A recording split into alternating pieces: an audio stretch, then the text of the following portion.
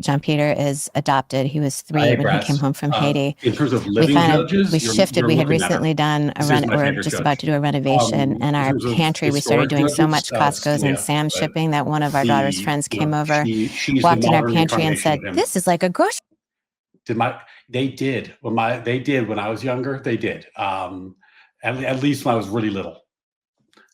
My kids are almost old enough to start soccer, by the way, which is crazy. I don't know what I'm going to do about it. Insane. Plenty of lawyers seem to be culture icons. Yeah, absolutely. Lawyers often are. Lawyers are often politicians, but you want your judges to be a little bit more. I said Roe was bad for pro-choicers in a number of ways, Barrett. Really bad. The worst part of what it was that it didn't let the process play out. Like what you want in any kind of amendment is like women's right to vote. There was a big debate, a consensus was reached, an amendment to the Constitution was ratified, the right to vote is established. We settled the issue, right? It's now settled. But having the court do it the way that they did it really actually did a lot of harm to people who are advocating for. Hey, Thomas Paine, man, that's he's on the Mount Rushmore of deism.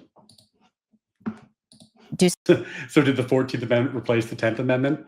The 14th Amendment actually, if you're a substantive due process enjoyer, the 10th Amendment, for those of you who don't know, basically says there are rights that are not enumerated in the Constitution, but the 10th Amendment is not actionable. You really can't do anything with it legally. There's some corner cases where it gets cited, but it doesn't really do anything. The 14th Amendment, at least for substantive due process enjoyers, amongst other things, created this doctrine of certain core liberties that cannot be infringed. So, I think that with an originalist court, they're not dissimilar because I don't think substantive due process has legs with an originalist court. But she's articulating the doctrine in and of itself without relying on originalism.